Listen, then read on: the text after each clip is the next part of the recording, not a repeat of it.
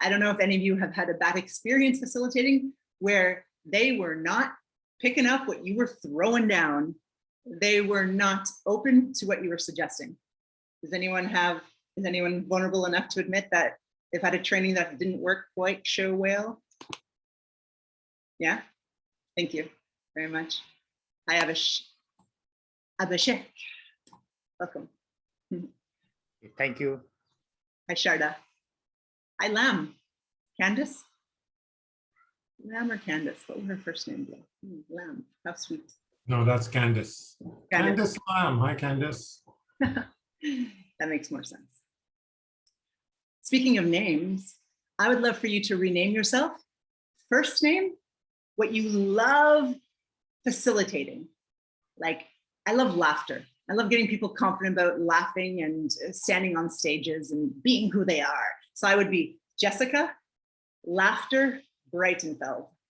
Click those 3 buttons on the right side of your head. Yeah, and rename yourself into what you love facilitating.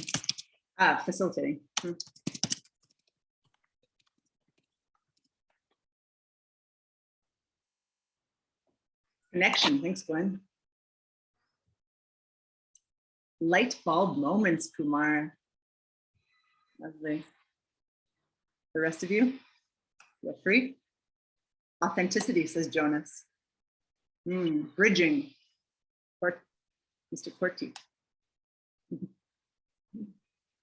Shortened his name, Delfino, and he shortened it, didn't he? From Delfino to Delfo. Nice. These are the things that facilitators do, so you're in the right room. I'd like to propose that if we are doing these things and we're facing all these kind of problems, the best thing that we need to have is being an adaptable facilitator, having the mindset of flow. And we all know that we're supposed to be emotionally intelligent. Okay, I know my emotions, I manage them, I'm motivating you. Okay, great. But not that many of us actually know that there are 12, how is this 12? I am not good at counting. 12 different parts of adaptability intelligence based on, based on the most popular version of it. So on this sheet right now, I'd love for you to put a heart or put a star or put a yeah beside the emotional intelligence that you have pretty nailed. Like, you might have won awards for this competency. People know you for this. Inspirational leadership, Aparna. Lovely. That is not an easy one. Congratulations. Good. You can annotate, pressing the option button there. Empathy. Oh, lovely. Jonas, authentic, positive outlook. Adaptability, Avikash. Improv, yes. Gwen, adaptability, influence. Vinay, Avikash, empathy. Wonderful. Arancha, positive outlook. Adaptability, look at you guys. Wonderful. Gwen, leadership. Raj, influence. Amazing. Ah, beautiful. Oh, someone just put a star at the top. What are you trying to say there? Now, we're gonna be emotional self-awareness. Oh, very nice. We have a couple people there. Lots of empathetic people in the room. Conflict management. Very few people ever put that one there. Now we're gonna flip it. I would like you to put a sad face or an X, perhaps, on the one that you really need to work on. It's your weakness. You know it. You've been told it. You haven't won awards for this one. I might go for mentoring. Yeah. I haven't had a lot of experience mentoring people. I've been a teacher, but yeah, emotional self-control. Who likes cookies, right? Emotional comfort food. Self-control, very hard. Yeah. Inspirational leadership. Emotional self-awareness. Thank you for being honest. Thank you. Oh, thank you, Ajit, for the sad face. Being an adaptable facilitator means you know your strengths, you know your weaknesses, and when you have to deal with something that you're not so good at, you use the tools, you use humility, you use vulnerability, you use the mastermind, you use the people in the audience to help you solve whatever problem comes up, right? And that includes being, yes, I don't know what to do next. Yes, I'm not good at this. Like admitting you're not good at it, understanding it for the reality that it is, and building to the next step. Aparna, she really isn't good at emotional self-control. Big red circle. Thank you. Thank you for sharing. Now, as I'm a little biased, I do think that adaptability is one of the most important ones. Anyone else who put adaptability as one of the most highest rated skills that you have would like to share for a moment? Why adaptability is something that you think is very important in your world? Just open your microphone if you'd like to share.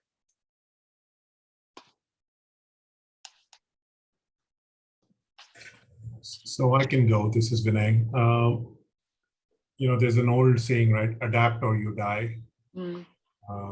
So I don't think it's a choice. It's something that I've had to learn to do. Having grown up and lived in 7 countries and lived and worked in 14 countries. So culturally, I've had to adapt, and that's where I picked up my adaptability skills. Amazing. Survival. Yeah? Anyone else? Yes, Avikesh? There's a story which I remember, which we were taught in school.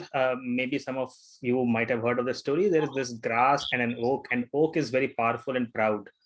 But one day there is storm, and oak tree is the one which breaks down because it never learned to bend, it never learned to adjust, whereas grass keeps standing. So I guess that's a little story which I remembered about adaptability.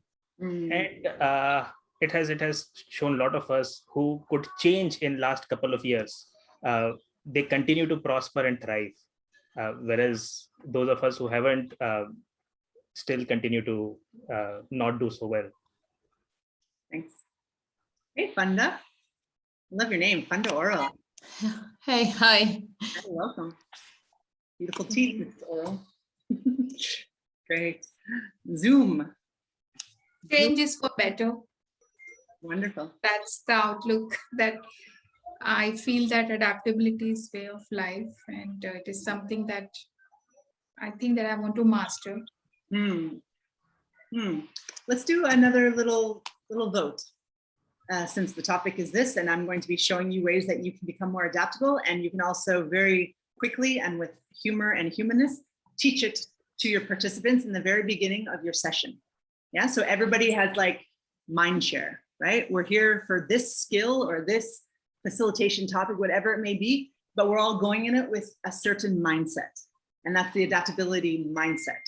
So let's do a little scale like this. So this is like, ooh, I'm pretty rigid.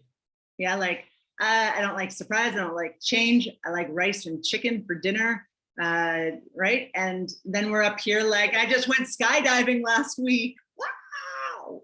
Could I see on a scale of pretty stable to Mrs. Smile, pretty high. Ajit just went off the charts. His hand disappeared into the sofa again. Christy is about normal. That's probably healthy. Good. Alice, very good. Aparna, she's a dangerous lady. Arancha is about halfway. Veronica about halfway. Renee's high, bungee jumping. Jonas is pretty real to real. Funda's pretty high. Okay, Avikesh is pretty strong up there. Sharda, would love to see you. Kara, I know you're drawing, and Candice is driving. So thank you for the rest of you having your camera on. Now, I would love for you to write on the screen again, or in the chat box, whatever you prefer. What have you adapted to lately? Imagine pre-corona time. Can you even remember that? What did you think you would never be able to do that you're doing fine now? You can type in the chat box if you don't like using the annotate button. But what have you taken a lemon? Let's call Corona a lemon, and now I can do that.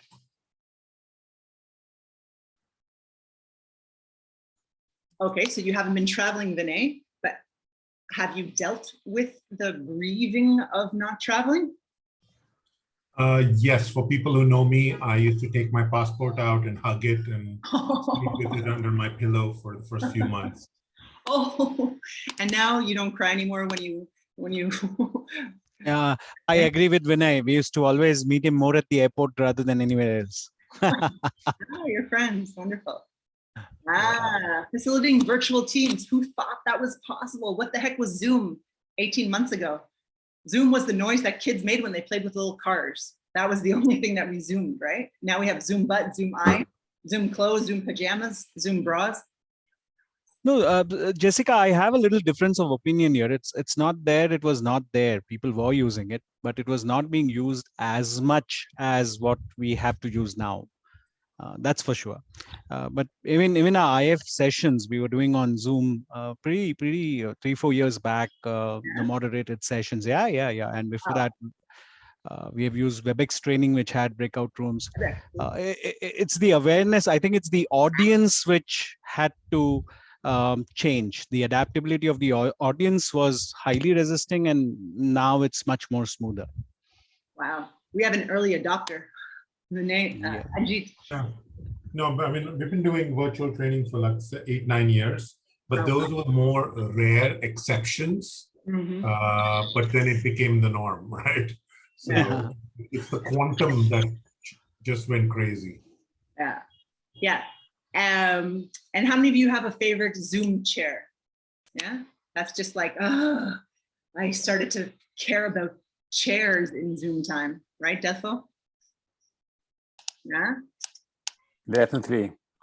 I am fond of chairs, and I find that it's really one of the most important tools in virtual facilitation, and the choice of the chair definitely makes a difference at the end of the day. So yeah, it's not just joking. I'm sitting in the same chair that most people that know me also know my chair, and I can allow my chair to facilitate sessions now in my place and to replace me when I'm not there. So yeah. Well, there you go. So what have we learned from Corona? Invest in a good chair. Thanks, Delpho. Wonderful. So coaching, a pet dog. Oh, I have one too. I don't even like dogs, but slowly, his farting and his noise and his snoring is growing on me.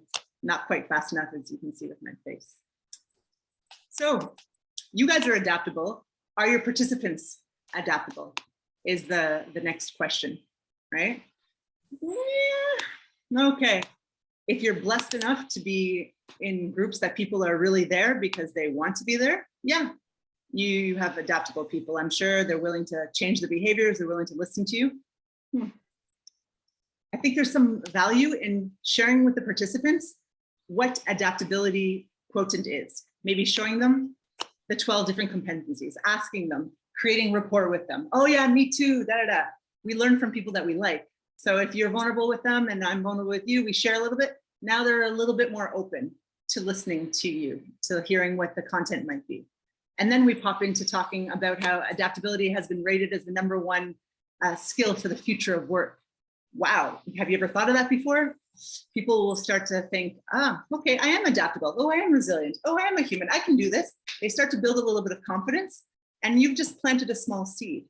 And so it's a really nice warm up for when you're trying to get buy-in with a group of people. Adaptability will soon become the predictor of success. This was said quite a few years ago before it became rather popular, but more and more people, more and more of my friends, coincidentally, are really getting into this. I bought the domain adaptabilityiq.com, right? Because it is getting to be something that companies are concerned about. Has anyone had the experience where a company wants to hear about the adaptable mindset? You go like this, if anyone has the actual experience with adaptability. Vinay saying yes, Avikash. Jonas was out of the room, so he didn't know what we said. Okay, then I will tell you a little bit more about it. Emotional intelligence, great. Yeah, important. This is a part of it. This is like the first step. If you are a great leader, a great mentor, oh, you're oh so empathetic, and you don't know when to do it, you're not so emotionally intelligent, are you? Yeah? So being able to read the situation, base it on reality, and make decisive decisions. Yeah, decisive decisions. That's a funny adjective that I used. Don't record that. It's going to be using individual potential. We can teach skills, but you can't teach a mindset so quickly. I'm planting seeds here for you guys to plant seeds into your participants, but it takes a while to teach a whole country to think a certain way and to unteach them, right? Let's just look at religion, right? You gotta repeat mindsets, and people have to feel them to internalize them. New competitive advantage. And as we had, I think it was Vinay saying, adapt or die. Thanks, Darwin.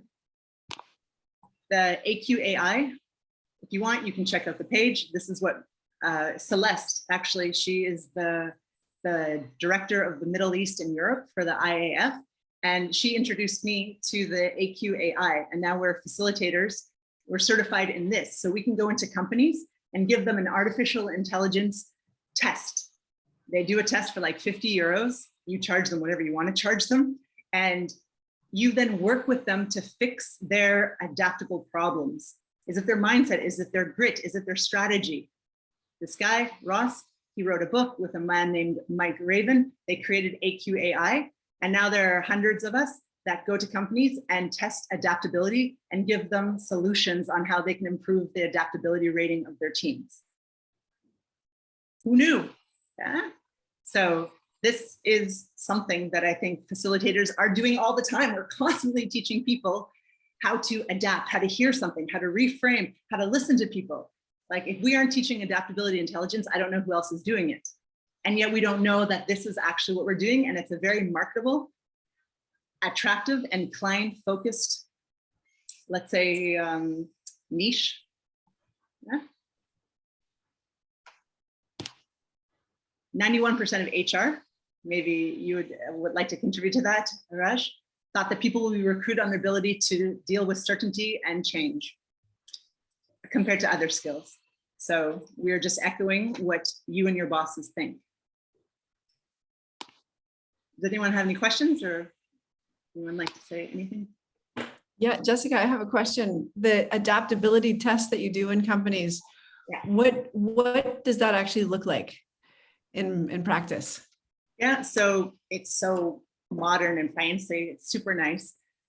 It's a test that you're supposed to do under pressure. So when you are actually in the moment of like change, not when you're like having a sangria at the beach in Barcelona, you don't do the test. You do the test under pressure and you answer it.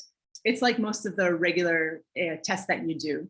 You answer them A, B, C, or D. This is how I normally react in these kind of situations. And then they give you a feedback on the different areas of adaptability that you could improve on. And you can find very specific parts that you yourself need to tweak a little bit.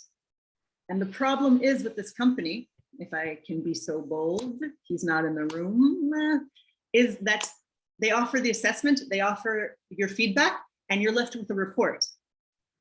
What do you do now? You hire one of us. Yeah, my team has a mindset from 40 years ago, a bunch of old white males.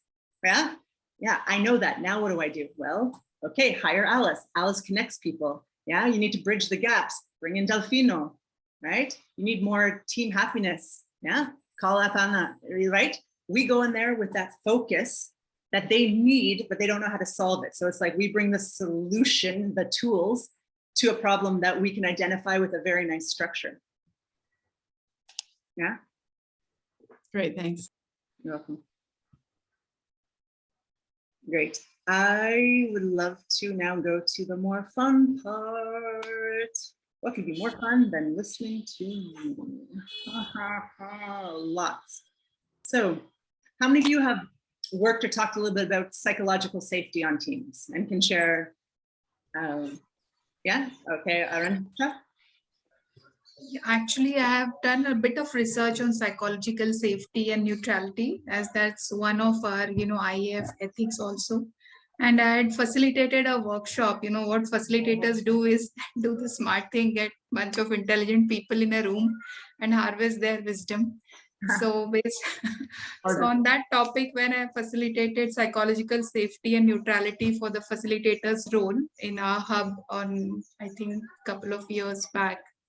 So at that time, we felt that inclusion and psychological safety and neutrality, these are interrelated but different. And psychological safety is, when I was researching it, it was the fifth, most required skill for team performance by Google, as rated by Google. And in a year's time, it became the number one skill for high performing teams. So it is that much important. So let's just put on our marketing hats, right? Well, high performing, adaptable, dealing with VUCA, agile teams that work well together. Yes. Would you like that? Right? These keywords combined with our facilitation skills in whatever field we come from, whatever our tools are, right? It's very valuable, the words that we use to tell people what we do. Because how many of you ever told someone that you're a facilitator and they said, what's that? At home. At home. Yeah. Hi, Shadra. Nice to see you. Good. Yeah. So we're going to go into a quick breakout room, and I'd love for you to just digest what we've been doing for the last half an hour. So it's a kind of a free space. What is it about adaptability that you like? What you'd like to learn more about? Yeah. And role as a facilitator, how do you see it combined? Yeah. You see yourself in adaptability as having a relationship in the future. You would swipe right. Yeah. Yeah. Okay, great. So then I have the buy-in to continue. There's something very powerful about deciding to adapt with someone, right? Deciding, making a decision that you are going to collaborate with that person. You are going to be a team player. You are going to not just say no and stick to your own way. There's a type of flow. There's a type of attitude that allows you to be agile, right? And so this is the mindset that we introduce to our clients, right? And so there are two very powerful words that can change the way you see the world, that constantly are what we need to be repeating in our heads when people offer us something. So I offer something to you. Let's go to the beach in Barcelona, have sangria and paella, and you're a vegan. A vegan Mormon. Okay. The natural reaction would be, right? Okay, but that just stops me completely, right? No to the sangria, no to me, no to Barcelona. I don't quite know yet. So a better way would be reject. Someone give me an example. Somebody reject me, but do it in a nicer way. Meryl. Oh, well, I think I like wine in France. I'm kind of I'm not waking up. Sorry, I'd rather go to France and have wine there. It's maybe instead of Barcelona and sangria. But he didn't reject me, so he's still collaborating with me. But now I know what he would like to add to my offer. Cara, I think she's French. She just did this, or she likes wine. I think she likes wine. I think it was wine. Cara, what is it? Tell us. Don't just draw. Tell us. Yeah, yes, a thumbs up for France and wine. That's just where I am now. Can you imagine, like, I love this wine, like just like an American energy of very unclassy. I'm Canadian, I'm not American. So most of us in life are constantly saying yes, but it's just in us. It protects us. Oh, it was really nice getting to know you, Vinay. I love reading books with you, going for walks. I love the light bulb moments we had together. But, cool, Cara. Is that me? I look strong. I don't know what that is. Hey, she spelled my name right. Amazing. Very nice. Thank you. This is fun. Most of us are stuck in this yes, but, because it saves us, right? And so, as Abhishek knows very well, right? There's powerful words that are yes and, right? Yes and. You want to say it again? Yes and. If you were to say to me, yes, I'd like to get to know you more, Jessica. Yes, I like wine, and I would prefer to do it in France. Collaboration. Let's keep going forward. Often we would say, Yes, but I don't like Spanish people. We wouldn't say that, would we? Yeah. So it's a mindset that we've been trained since little kids to be saying, yes, but I'm scared. Yes, but it's too hard. Yes, but I'm not sure of it, but I'm polite. And then nothing changes. Nothing new has come from saying no to a situation, to a person. No babies were ever made by saying no, right? Yes, and creates collaboration, love, and divorce. And so this is the attitude that we want to encourage with people. It's this yes and attitude. Avikash, could you share a little bit about how you use improv in your facilitation? Yeah, so improv and facilitation, in my opinion, go great together because you have all these improv games which we can play and then deduce lessons from them. So for example, one of the games which we often play is called freeze tag. Okay, it's a game where two people are supposed to enact something, and somebody has to shout out freeze and then get into the scene and change the scene completely. And there are a lot of lessons which come from that. Love it. And how many of you have done improv exercises in your facilitation? When? How did I know? Ajit, Sharda, Apnaz, Aparna, sorry, Aparna was playing with her hair or was saying yes. I don't know what that was. I've got adapted to the way you're pronouncing my name, Jessica. No, I have yours though, Archana. Now it's good. I was actually trying to say Aparna. Okay, no, before that, when I just came in. And I know I'm not supposed to call it. That's okay. I'm adapted to it because as we work with cross culture, these names are different, the spellings are different. But something about yes and is something that I really loved about facilitation and IF. I picked it up in my very first monthly event that I had attended by one of the IF members. I think it was Farah or Vinay, I don't remember. It was, and in their ways of working, they had this yes and it just touched me so deeply that I just took it like as a way of working in facilitation as well as in life. I felt that the minute, and also I follow a lot of spiritual reading and spiritual meditation practice, and it just struck to me that what it meant, that first give respect to someone else's views, and you might have a different view than someone else's view, but if you immediately reject, then they are put off, and then they the conversation is not happening, even if you know that the person is wrong or you are right. For example, if you're dealing with a small child, they don't know what's safe for them, so immediately saying them no, then they're not going to listen. So yes and really works well, and it just struck to me, okay, what the spiritual stuff is trying to tell, and it's so simple. Yes and yeah, I actually lived my life with a yes and religion, if I could say that. Have any of you seen Yes Man with Jim Carrey? Okay. Wow. Yeah. So Gwen, do you want to tell us about the movie and what you liked about that? Yeah, it's I actually, I'm not a huge fan of Jim Carrey, although I am also Canadian, so I feel badly saying that. But Yes Man was the first movie that I laughed like to tears, just because it was this guy Jim Carrey, who was so resistant to everything. He was down, he was negative, his life was in this downward spiral.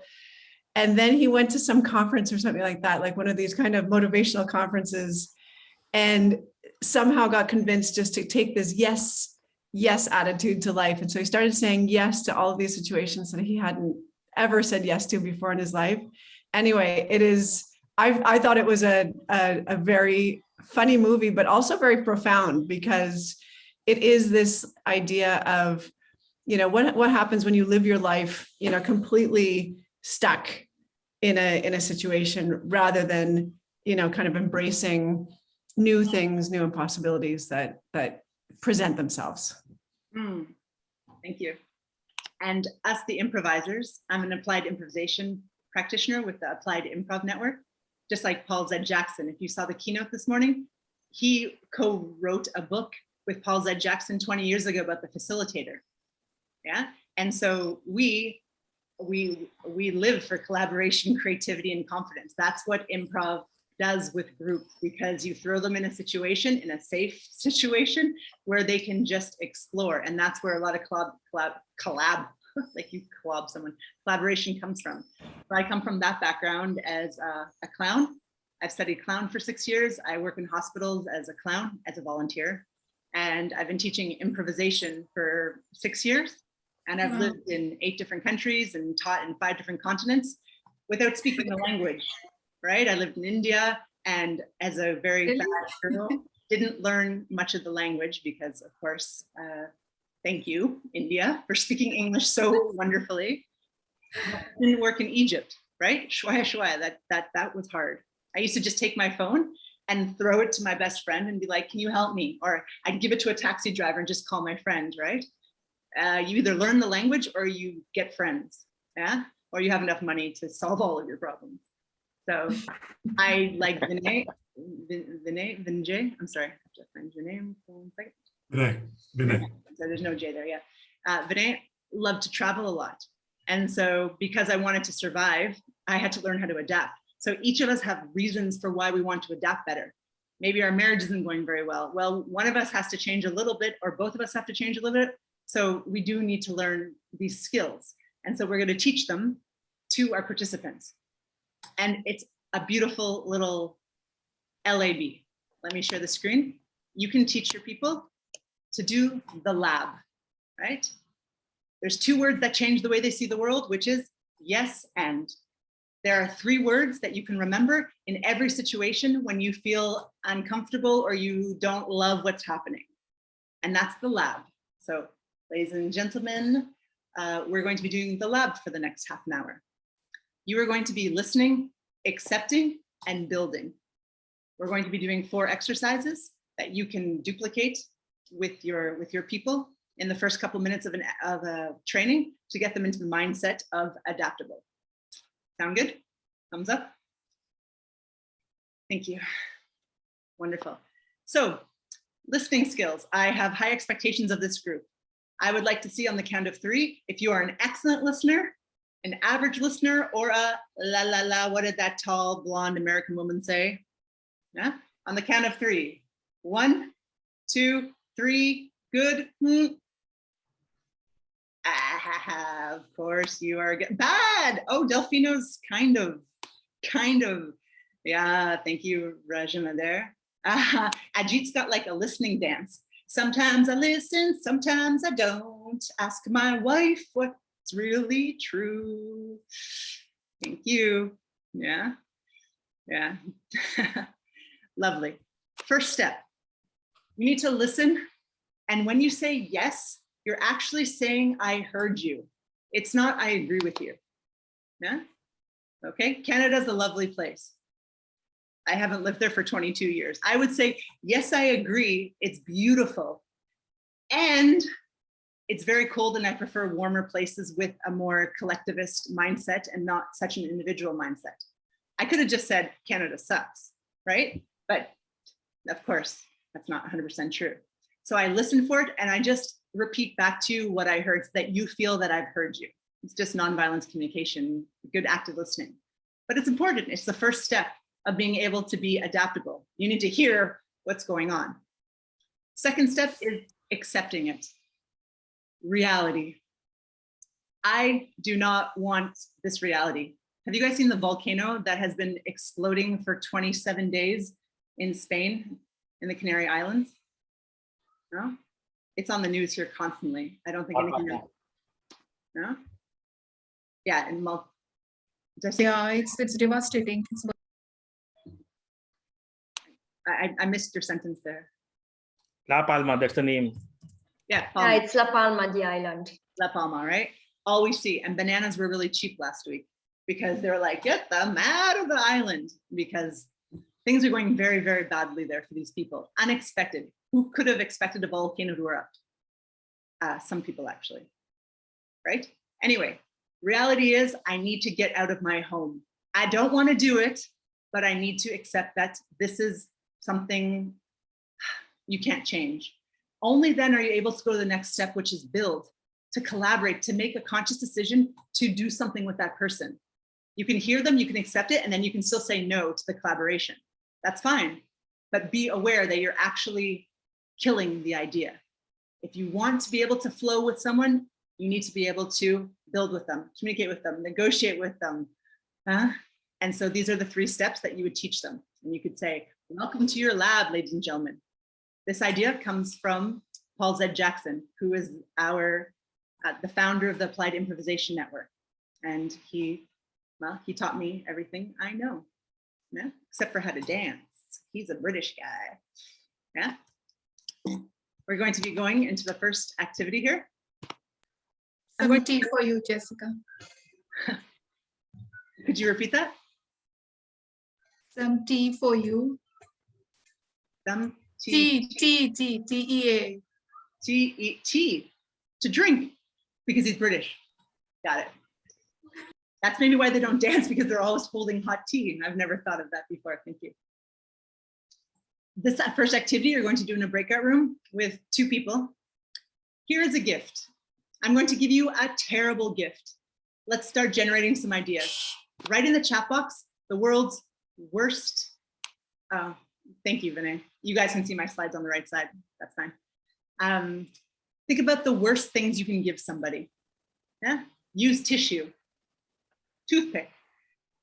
Type in the chat box some pretty terrible gifts.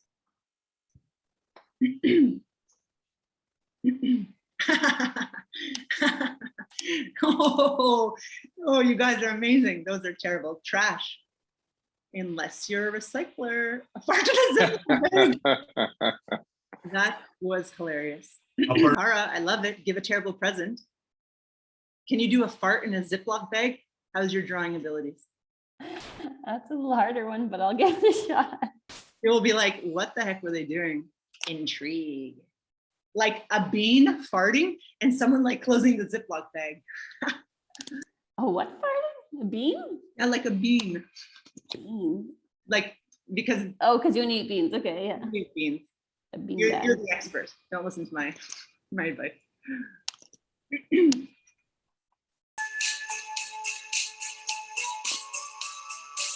How was that?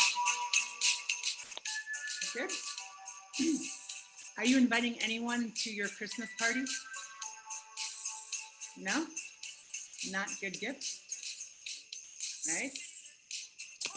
We use humor to teach adaptability intelligence, because if you give real life examples, life is tough enough. While we're practicing in the lab, we like to use humor, because humor breaks down barriers, humor helps us relax, humor helps the circuits start firing because we're enjoying ourselves. And then the behaviors and the new attitudes happen faster. They stay longer. They integrate faster into people's lives. So I always integrate play. Plato didn't actually say this, but he became famous in our world for saying this, because I think it makes sense. When you play, the child comes out, the real you. You don't like losing. You're kind of a cheater. You're very submissive. The real you comes out, and that's when real conversations about strengths and weaknesses and needs come to the surface, because you have an experience where you've actually seen them happen. So I encourage you to be using more play to teach people to adapt. These are the different ways. Now, in Yes Man, we had the expression, yeah, I'll do that. You want a tattoo? Yes. You want to get married? Yes. You want to, yes, yes, yes. And what is the difference between yes and yes and? Cara, that's beautiful. Please open the microphone if you have an opinion on why we should encourage yes and instead of just yes. It opens up conversations. Sorry. No. Yeah, sorry. Alice, you can go ahead. Yeah.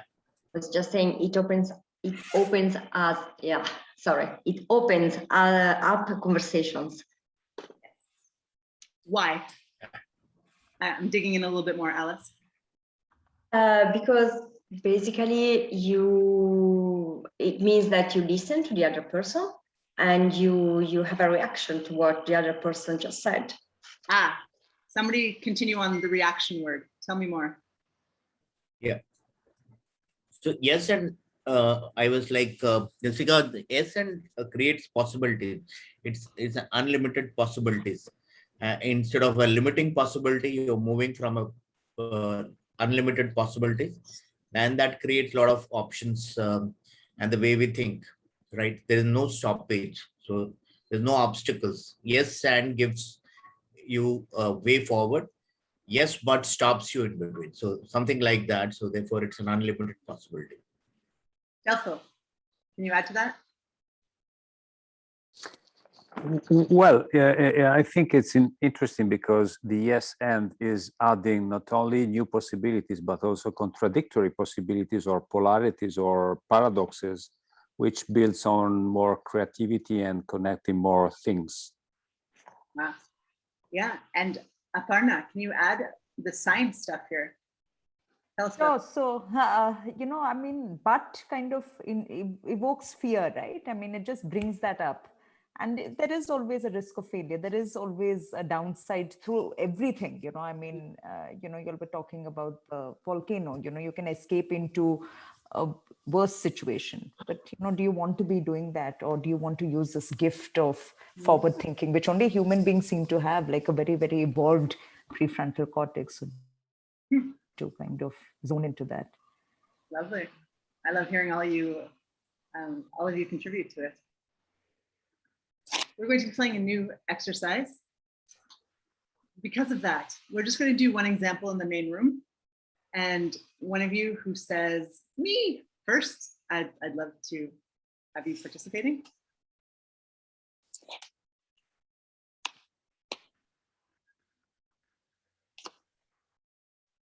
You don't know what you're participating for. That makes it scary. Who's with me? Me first. Me first. Yeah, hashtag me too, me first. Okay, Aparna, we're going to be doing a story, a yes and story with because of that. So this is a very fun game that people love to. What happened? Everybody loves to create a story because it brings them back to their childhood. Even if you're not creative, this is an excellent activity to encourage people to say, you didn't know what was coming next, and you still were able to collaborate with somebody. Look at you, you're being adaptable. And they go, look at me, I can do this, right? It's like, it's a little, that was American, sorry, that was Bob. Bob, the difficult guy in the workshop, who doesn't want to try something new, right? You give him something easy in the beginning. So I'll start a sentence with, once upon a time there was. I'm going to add a sentence. You're going to start the next sentence with yes and, or because of that, whatever you can manage to do, Aparna. And then I'll do the next sentence, you'll do the next sentence.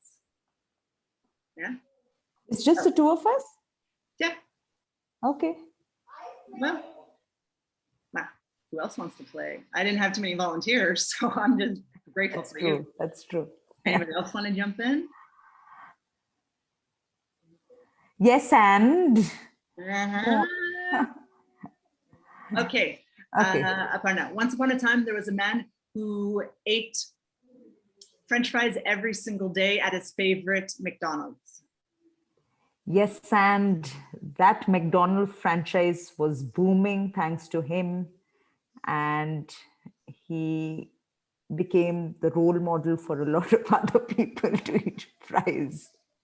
Yes, and because of that, his face was on all the advertisements and the Instagram campaigns, and he was starting to get a lot of attention from single women. Yes, and he got a lot of attention from single men as well, and married women and married men. Yes, and he started a religion where you can marry both genders as many as you want, and you have no legal or responsibilities for any of your offspring. Yes, and McDonald's decided to kind of really explore how they can get more clientele like this. And because of that, they started a campaign, Free Love. If you come in and show us that you are married to more than one person, you get free French fries for a month. And it went very well across the world, and Burger King went out of business. Yes, and all the employees of Burger King were employed by the employees of, I mean, by the McDonald's franchisees, because it was really, really booming. Potato sales went up, and a lot of potato farmers benefited with all of this. Yes, and the moral of the story, I'm looking for the guru in the room. Can someone do the last 2 sentences? What have we learned from this story? Helpful. Oh, wait, Mike. Yeah, and because of that, at the end of the story, a lot of people got fat and they were living happily for the rest of their lives. Oh, the rest of their lives being happy, in love, free love and French fries. All right, very nice.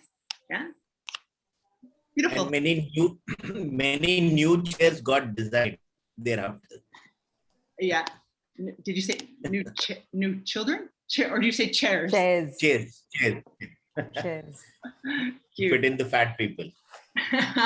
Wider chairs. And Delpho made those chairs because he's a chair expert now. So this is the yes and game. Abhikesh will know it very easily from the improv world. You don't have to call it improv because improv scares people.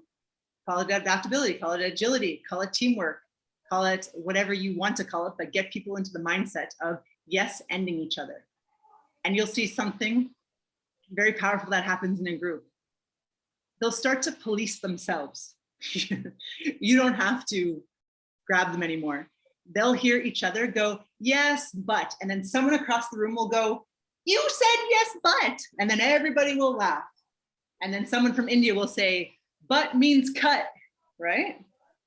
And you'll have them helping each other create a team mindset, yeah? Because you put fun in it, right? If I would have reacted to that like he married men and women, you know, in a more traditional way, in a more like, oh, that's against my religion, that's against my rules, blah, blah, blah, blah. No, I yes ended and I took it to a crazy new level where he created a whole new world, yeah? That kind of energy, that kind of freedom creates psychological safety for the team to know that they're allowed to explore their ideas without being by the bosses or by their colleagues. So by creating it with humor, it prepares you for the real world when the team actually has to deal with very difficult situations. The next game is problem solve. This is more real life-ish. This is a very hard game, actually. I need someone very brave, someone who feels that they're quite agile. They went skydiving last week. Someone who can do this. I can't see all of you, so I need you to say me.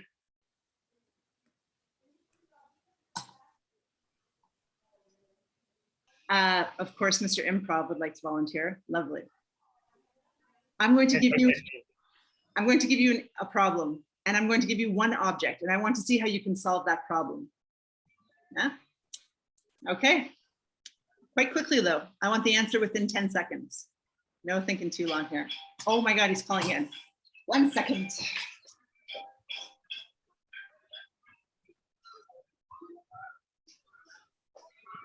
Oh my goodness. Well, it is someone who loves me, so that's actually nice. My problem is that I would like to bake a cake, and the only thing I have is chicken. Oh, Jessica, that's amazing because all you need to bake a cake is the chicken. You know why? You know why? But look, cakes are too spongy and chickens are spongy as well.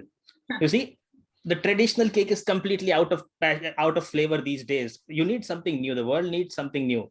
And chicken cake is just the invention that the world needs at this point of time. Love it. Who would like to invest in chicken cake?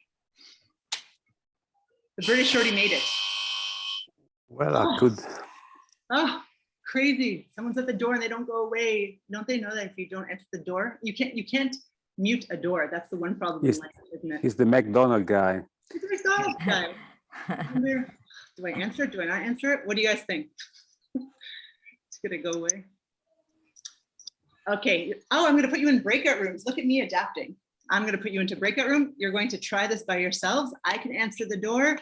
You didn't even know I answered the door, and you get to do the exercise. Hello, adaptable facilitator. Okay. You're going to be in a breakout room with 2 people. Yeah. try this exercise. Problem, one object. Problem, one object. I'll see you in 3 minutes. Unless it's a really cute guy with a lot of French fries at the door, then I'll be back a little bit later. Go to your breakout room. Go to your breakout room. Okay, so we didn't get to do to both sides, but how many of you found it quite challenging to think of something quite quickly? Or, yeah, Kara? Yeah, although your mind works very quickly as a visual facilitator, no? Yeah. And so let's just do a quick voting. So I'm pretty fast at thinking on my feet. I think I'm quite adaptable, or I'm just average, or ooh. Let's see, 3, 2, 1. Yeah, Arancha is half, Kara's there, Veronica's pretty. Thank you for your honesty, Mrs. Laboratory. Hey, we have the same name. Veronica, what do you, not the same name, but yours is laboratory, and I'm teaching the lab. So can you tell us what your laboratory is, what you love to facilitate? I love to facilitate curiosity, fun, playfulness, lightness, laboratory mindset. So beginner's mindset, yeah. Right? Sharda has to go. She has another call. We'll be finishing in 7 minutes. So the rest of you stick around for the last couple minutes. And Sharda, thank you. You were silent, but I know you were listening. Thank you. Did she draw Sharda? Let's just, I would like to look at the picture here so we can see where we're at. So adaptability IQ with that green guy and the horse. Who knows what she's referring to? And there's a QR code, that's the website. If you enjoyed today and you have some other colleagues in your IAF associations that would like to know about the adaptability mindset, I've been giving hundreds of these workshops for free because it's a religion to me. It's a way of seeing the world. It brings hope to people. It brings people new eyes, right? And I really strongly believe that it's something that can change relationships. It can change corporations. It can change the way the world collaborates. This attitude from yes, but, no, blah, to yes, and. I even have a fancy thing. I'm hoping it catches on. Yes, and. If you see it anywhere in the world, I created it, just so you know. And that is me, and I'm open to hearing any questions. Alice, are you giving me a high five, or do you have a question? I have a question, actually. No, I was curious, in your mind, what's the relationship between adaptability and creativity?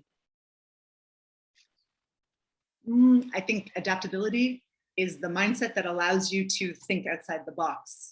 So creativity is a result of having a mind that's able to do that.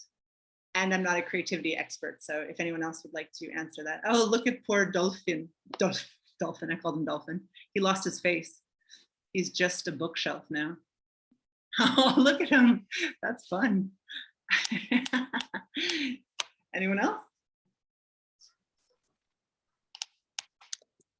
I guess adaptability and creativity would go hand in hand, because people who are pretty rigid, okay, are probably not very creative as well. Mm-hmm. So creative quotient and adaptable quotient probably has a direct relationship. Not to say that if one is there, then you will definitely have other, because there are some creative people who are very rigid in their means as well. I think you might be right. Just like play is the opposite of being serious. People who play more are more creative because they're not like focused on things. So if you add play, just like our laboratory, and now I can't see the names in gallery, so I'm going to go back to not immersion view because I want to remember your names. Unless I do it in a fun way like this, boardroom. No, he still doesn't have a face. No. Let's go back to no immersive room. How do you do that in Zooms? Jessica, I'm just wondering, I have not changed the background of everyone else. In Zoom, I do it in other tools. You do? Oh, I'm just playing with it in the view button. View, and then it says change immersive view. So I just pressed that a couple times. And I guess I can go back to gallery now. stop immersive view for everyone? Yes, I will. I'll stop playing with you. We did a play with